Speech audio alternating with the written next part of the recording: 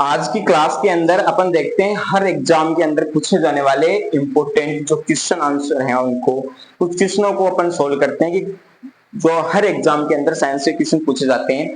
तो देखते हैं सबसे पहला जो क्वेश्चन है अपना वो है कि जब पोटेशियम धातु की जल से क्रिया करवाते हैं तो इसका क्या होता है। तो अपन बोलेंगे कि जब पोटेशियम धातु की जल के साथ क्रिया करवाएंगे तो ये कह सकते हैं कि उसका ऑक्सीकरण होता है। क्या होता है? ऑक्सीकरण।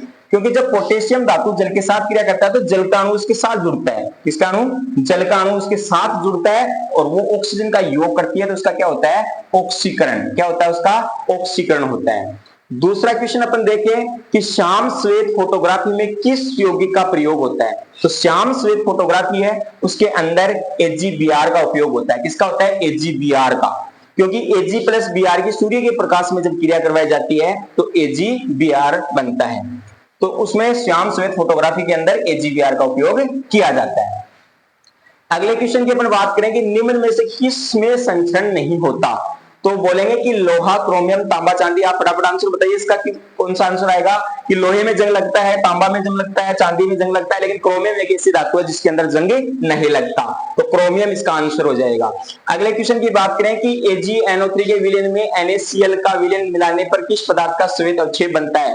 जब AgNO3 NaCl के साथ अभिक्रिया करता है तो AgCl का अवक्षेप बनता है। किसका अवक्षेप बनता है? AgCl का अवक्षेप बनता है। अगले क्वेश्चन का आंसर फटाफट दीजिए। जिंक की तनु H2SO4 से क्रिया करवाने पर कौन सी गैस निकलती है। यदि जिंक धातु की अपन H2SO4 के साथ अभिक्रिया करवाते हैं तो कौन सी गैस निकलती है। तो अपन बोलेंगे हाइड्रोजन गैस। कौन सी गैस निकलती है? हाइड्रोजन गैस निकलती है। तो हाइड्रोजन गैस उसका आंसर हो जाएगा। अगले क्वेश्चन का आंसर दीजिए, फटाफट दीजिए इसका आंसर कि उष्माशोषी अभिक्रिया है CaO का जल में घुलना, CaCO का CaO में बदलना और प्राकृतिक गैस का दहन या इन सभी उपरोक्त सभी। तो इसका आंसर दीजिए। तो इसका आंसर हो जाएगा CaCO का CO3 में बदलना। CaCO का CaO में बदलना ये क्या है? उष्माशोषी अभिक्रिया है। इसमें जब ये अभिक्रिया संपन्न होती है उसमें उष्मा का अवशोषण किया जाता है। अगले क्वेश्चन का आंसर दीजिए कि जिंक प्लस के सी ZNO प्लस सी इसकी अभिक्रिया करवाते हैं तो Zn प्लस CO में क्या होता है? ZNO अपचयित हो रहा है या C उपचयित हो रहा है या ZNO का ऑक्सीकरण हो रहा है या उपरोक्त सभी। तो इसका आंसर होगा C यानी CaCO में अपचयित हो रहा है। यानी कहने का मतलब C उपचयित हो रहा है। अगले का आंसर आप दीजिए फटाफट कि हमारा उदर कौन सा अम्ल उत्पन्न करता है। तो हमारा उदर है वो कौन सा अम्ल उत्पन्न करता है? HCl अम्ल उत्पन्न करता है। जो हमारा उदर होता है वो कौन सा अम्ल उत्पन्न करता है? HCl अम्ल।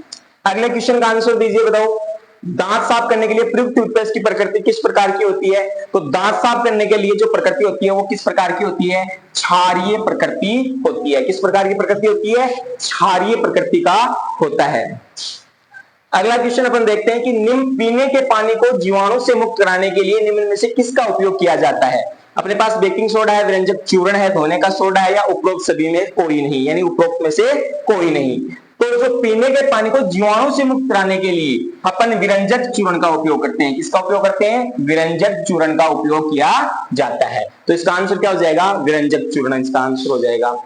अगले का आंसर दीजिए कि आशुद्ध जल की पीएच का मान कितना होता है। आशुद्ध जल किसको बोला जाता है? शुद्ध जल को बोला जाता है। किसको बोला जाता है? शुद्ध जल को। तो शुद्ध जल की पीएच का मान कितना होता है? अपन कर देंगे कि शुद्ध जल की पीएच का मान होता है 7। कितना होता है? 7। अगला आंसर दीजिए आप हमारे रुधिर की प्रकृति कैसी होती है। जो हमारा रुधिर हमारे शरीर में जो ब्लड होता है उसकी प्रकृति कैसी होती है। तो अपन बोलेंगे कि हमारे रुधिर की प्रकृति होती है वो कैसी होती है? क्षारीय होती है। यानी 7.4 होती है। तो इसका मतलब क्या होती है? क्षारीय होती है। कैसी होती है? क्षारीय। तो हमारे रुधिर की प्रकृति होगी वो कैसी होगी? क्षारीय होगी। अगला आंसर की अपन बात करें कि सांद्र H2SO4 को जल में मिलाने पर, तो सांद्र जल को H2SO4 में मिलाएंगे, सांद्र H2SO4 को जल में मिलाएंगे। यानी कहने का मतलब है कि सल्फ्यूरिक अम्ल H2SO4 की अभिक्रिया जब जल के साथ करवाते हैं तो उष्मा अवशोषित होती है, उष्मा उत्सर्जित होती है, कोई परिवर्तन नहीं होता या विलयन गाढ़ा हो जाता है। तो अपन कहेंगे उसमें उष्मा उत्सर्जित होती है। क्या होती है? उष्मा उत्सर्जित होती है। उष्मा निकलती है उसके अंदर। क्या करती है? उष्मा निकलती है। तो उष्मा उत्सर्जित होती है।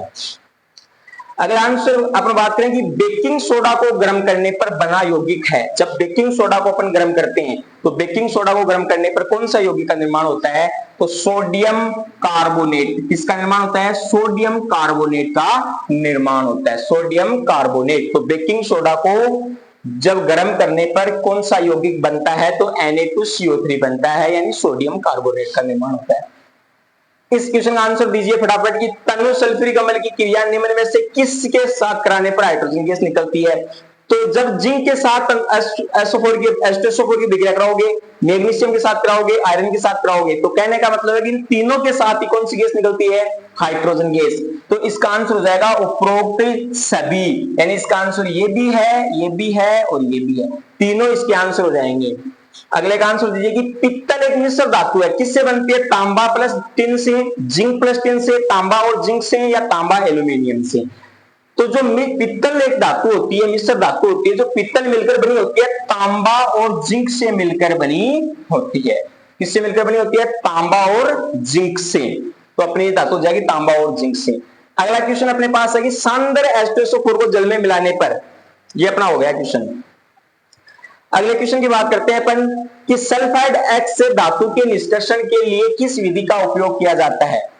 सल्फाइड एस, और अपन को पता है कि सल्फाइड एस की क्रिया होती है वो किसके कारण होती है? भर्जन के कारण। तो भर्जन आंसर हो जाएगा इसका। क्या हो जाएगा? भर्जन, यानी कि जो सल्फाइड एस धातु के साथ निष्कर्षण करता है तो उस क्रिया में भर्जन बोलते हैं उसको। अगला क्वेश्चन है कि अ धातु जो कमरे के ताप पर द्रव होती है, तो अ धातु कमरे के ताप पर द्रव होती है, कौन सी ऐसी धातु है जो द्रव अवस्था में पाई जाती है? ऐसी अ धातु है ब्रोमीन, जो कौन सी अवस्था में पाई जाती है? द्रव्य अवस्था के अंदर पाई जाती है। अगला आंसर अपना, अगला क्वेश्चन है कि वह अधातु जो चमकीली होती है, तो ऐसी कौन सी अधातु है? वैसे तो अपने गुण पढ़ा है कि धातुएं होती है वो चमकीली होती है, लेकिन एक ऐसी अधातु भी अपवाद के रूप में जो चमकीली होती है, तो ऐसी अधातु है आयोडीन। आयोडीन होती है वो चमकीली होती है, तो इसका आंसर हो जाएगा आयोडीन। अगला क्वेश्चन है कि विद्युत का सुचालक अधातु निम्न में से कौन है? तो विद्युत का सुचालक कौन है? यहां से अपन बोल देंगे ग्रेफाइट। कौन है? Graphite carbon. ये अधातु होते हैं, क्या है? विद्युत का सुचालक है। अगला क्वेश्चन है अपने पास कि आयनिक यौगिक निम्न में से किसमें घुलनशील होते हैं? बेंजीन, पेट्रोल, जल या केरोसिन। तो आयनिक यौगिक होते हैं वो किसमें घुलनशील होते हैं? जल के अंदर घुलनशील होते हैं। आयनिक यौगिक कहां होते हैं? जल के अंदर घुलनशील होते हैं।